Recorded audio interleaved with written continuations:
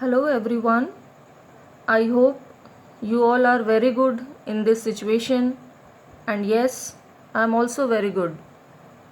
So, today we are going to discuss the most important topic in financial management, that is tax and taxation planning. Being a finance manager, you must know about income tax, calculation of taxes, deduction under taxes, and deductible headings under income tax. You should also know income tax is a direct tax. As I have discussed earlier about tax, there are two types of taxes. First, direct tax, and second, indirect tax. Direct tax, which are imposed directly on a person, on an employee, that is direct tax. And just opposite, indirect tax. Indirect tax are those taxes which are indirectly imposed on a person or an employee, that is indirect tax. So remember, income tax is a direct tax. ठीक है. अब जब हम income tax में calculations की बात कर रहे हैं तो ऐसे कौन कौन से हेडिंग्स होते हैं जो डिडक्ट होते हैं अंडर इनकम टैक्स. ठीक है, देखो सबसे पहले मैंने लिखा है यहाँ पे residential status. It is the first heading under deductible taxation.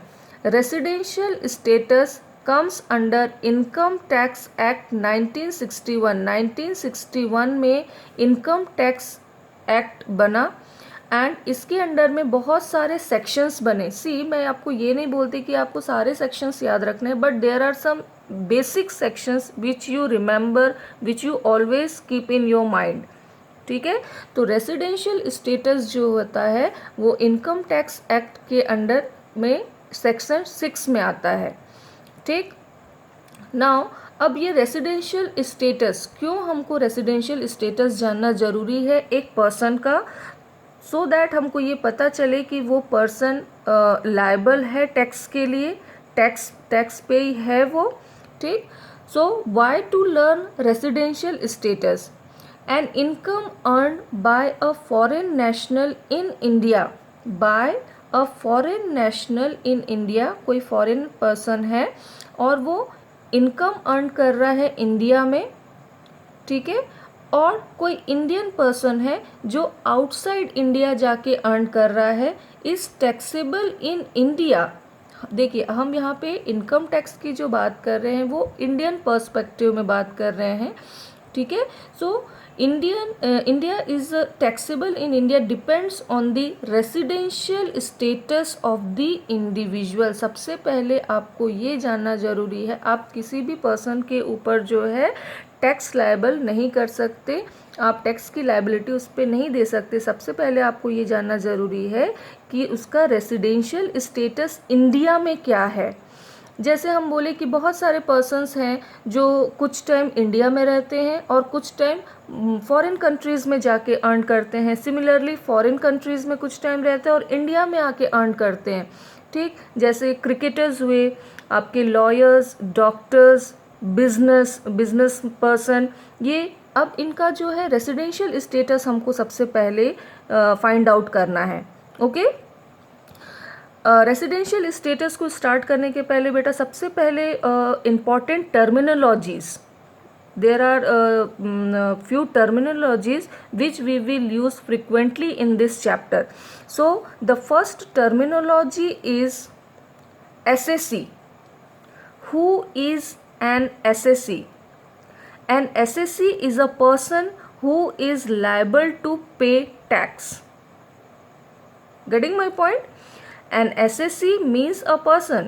An SSC is a person who is liable to pay tax. जो टैक्स पे करता है, जो लायबल होता है टैक्स पे करने के लिए, उनको हम बोलते हैं SSC. The next terminology is assessment year. The next terminology is assessment year. Assessment year which starts from 1st April and ending on 31st March of the next year. Listen carefully. Assessment year is an year which start from 1st April and ending on 31st March of the next year. अभी जो financial year चल रहा है वो कौन सा financial year है? That is 2020-21. It means it is an assessment year. Okay, 2020-21 is an assessment year. Next is previous year. Previous year, the year in which income is earned is known as, देखो एक point यहाँ पे लिखा हुआ है, the year in which income is earned is known as the previous year. अभी जो assessment year चल रहा है दैट इज 2020-21, इसका प्रीवियस ईयर क्या हुआ? 2019-20. That is the previous year of this assessment year. Previous year में पर्सन ने जो इनकम अर्न किया है उसके टैक्स का कैलकुलेशन असेसमेंट ईयर में होगा. रिमेंबर, प्रीवियस ईयर में जो इनकम अर्न हुई है उस इनकम का जो टैक्स कैलकुलेशन होगा वो असेसमेंट ईयर में होगा. ये चीज़ आपको ध्यान में रखना बहुत ज़रूरी है. There should not be any confusion between assessment year and previous year. Okay, next terminology is residential status. अब बात करते हैं हम रेसिडेंशियल स्टेटस की. Normally residential status shall be determined on the basis of physical presence in the country. Physical presence of a person in the country, their nationality and domicile of the individual. एक person का residential status कैसे find out होगा? On the basis of physical presence, domicile of the individual, वो कितने दिन या कितने साल वो इंडिया में रहा, ठीक, और उसकी नेशनैलिटी क्या है. ठीक है, तो अब इस रेसिडेंशियल स्टेटस को समझने के लिए there are some rules and regulation have been made under income tax act 1961. Okay, to find out the residential status there is the category of residential status of a person. Categorization of residential status of a person. See the diagram. In this diagram you can see an individual is categorized in two categories. You can see an individual is categorized in two categories to know about the residential status of a person. ठीक, तो individual की दो category है. एक category है resident and second category है non resident. Resident and non resident. ठीक है, रेसिडेंट की अगेन टू कैटेगरी है, ordinary resident, non ordinary resident, which is also called OR and NOR. See, there are categorization of individual. An individual can be categorized in two categories, whether he is resident or non-resident.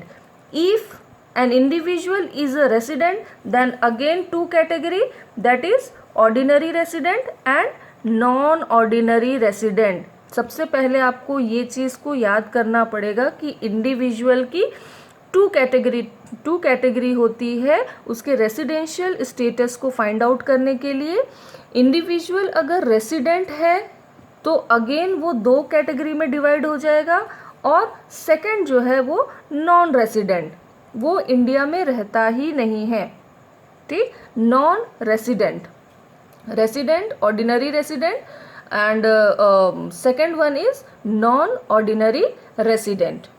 ठीक, that is the categorization of residential status of an individual.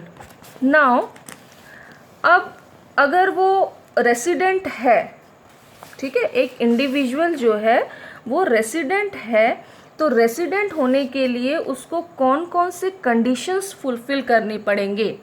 There is the rule again, okay. So ये rule क्या है, ये conditions क्या है।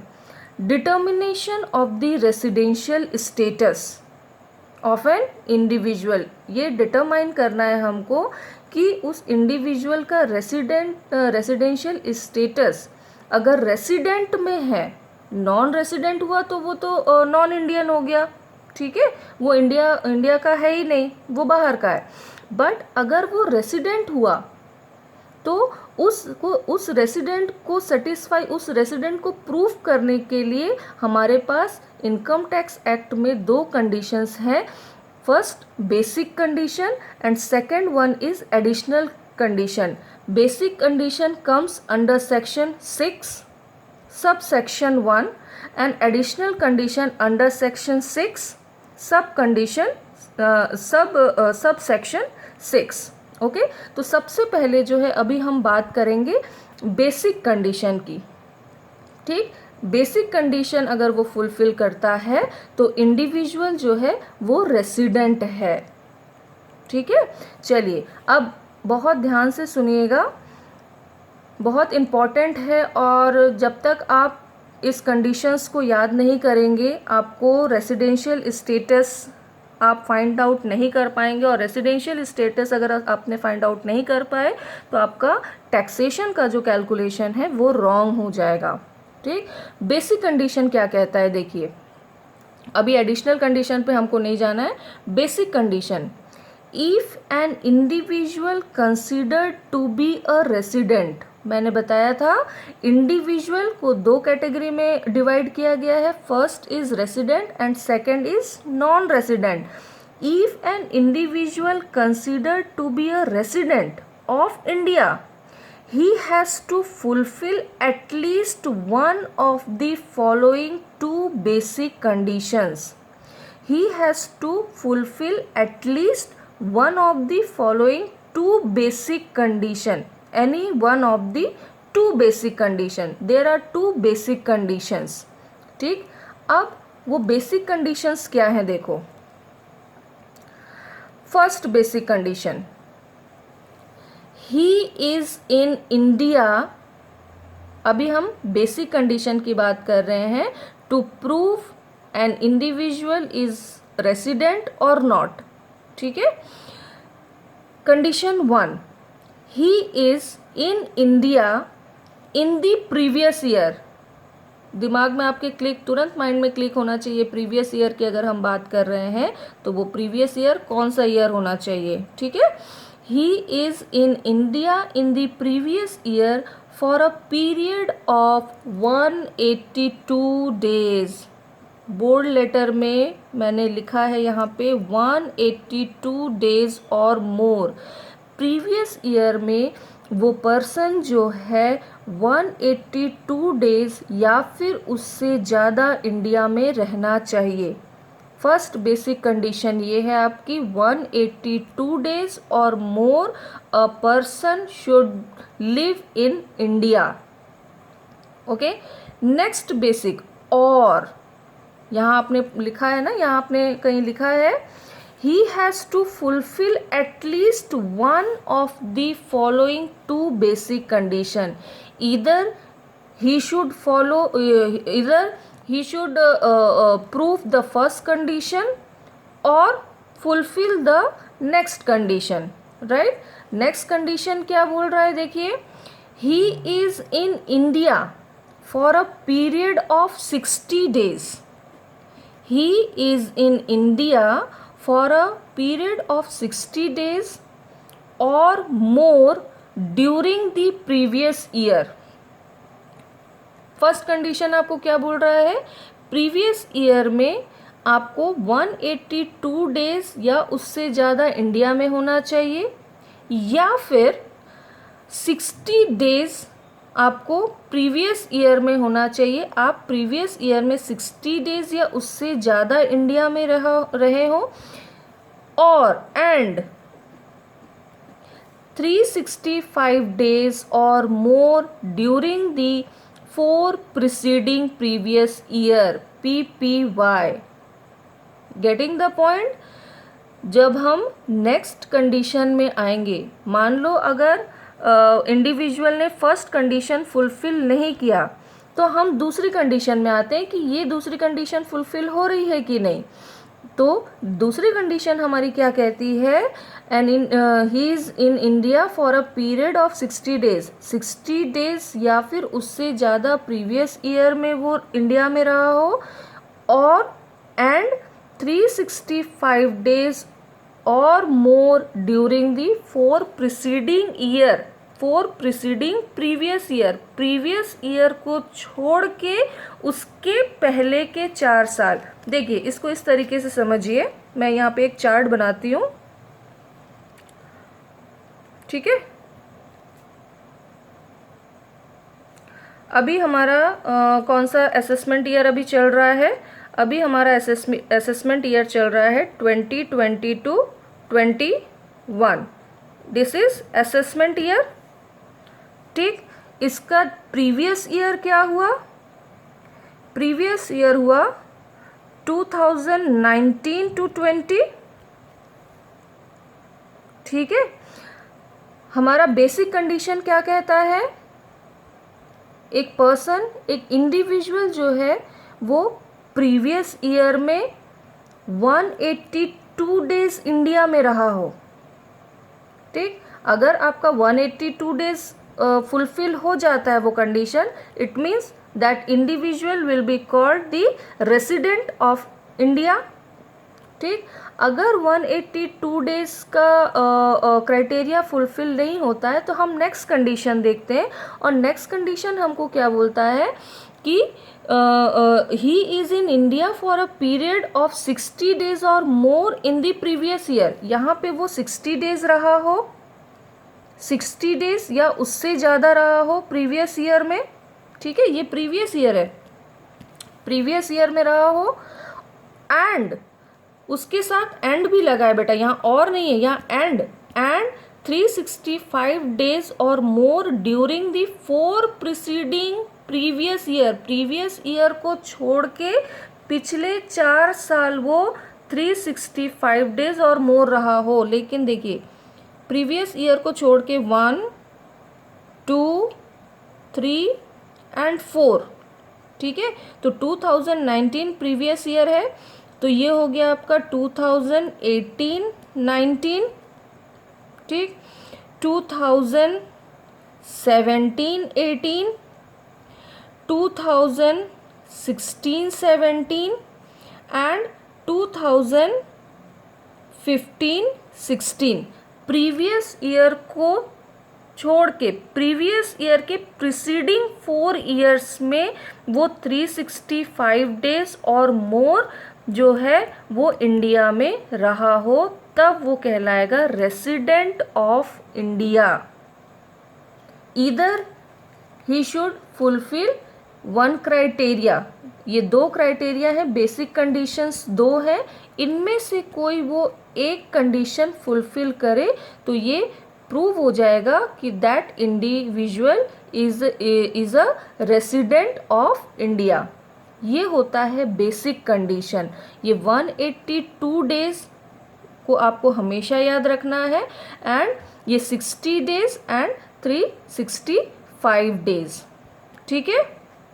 Basic condition हो गया। अब आते हैं एडिशनल कंडीशन। ये कंडीशन आपको समझ में आई, I hope you understood the basic condition. Now the next condition is additional condition. Additional condition under section 6 subsection 6.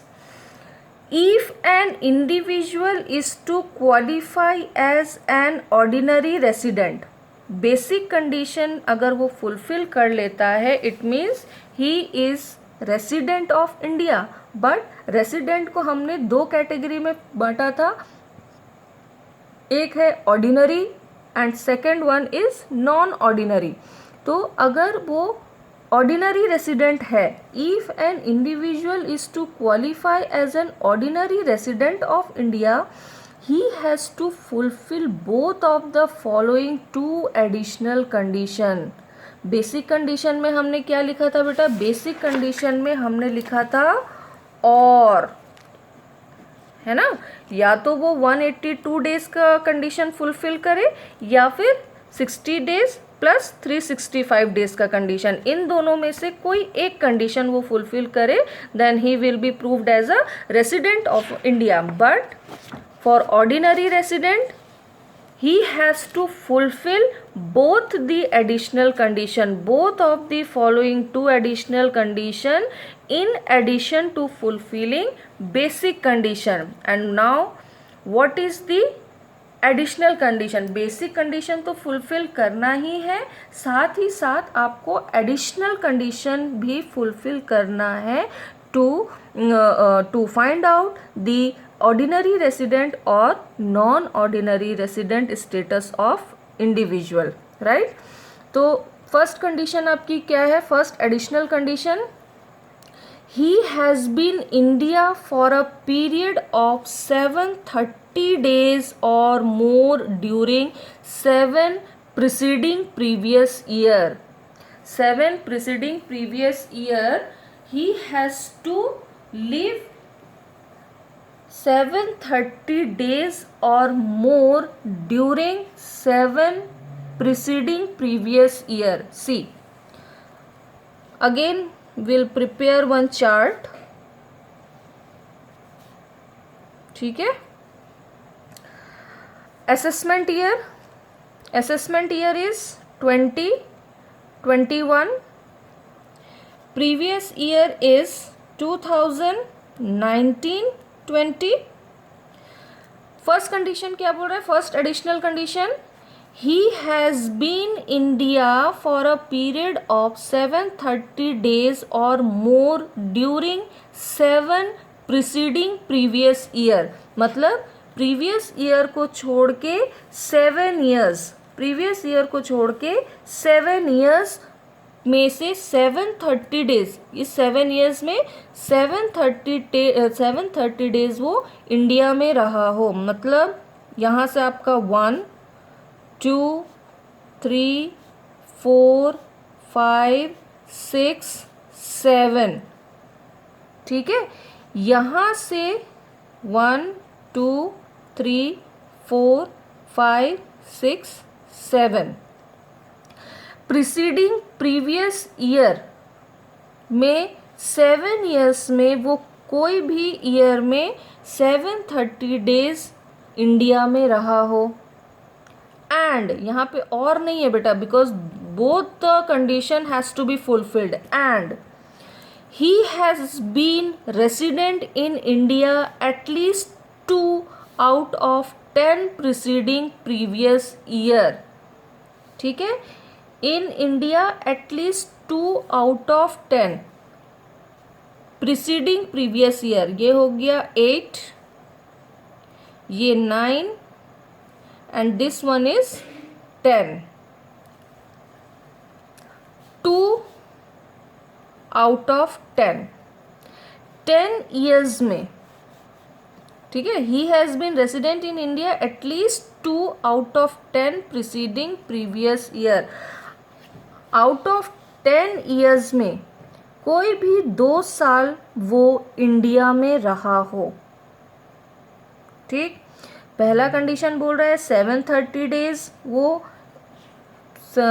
7 preceding previous year में 730 डेज वो इंडिया में रहा हो. एंड 10 प्रीसीडिंग ईयर्स में कोई भी 2 years जो है वो कंसेक्यूटिवली इंडिया में रहा हो. Then he would be called as resident in India. Okay, so these all are the rules and regulation to know, to find out the residential status of an individual under Income Tax Act 1961. I hope you understood the concept. Remember the rules and regulation of residential status. Okay, goodbye.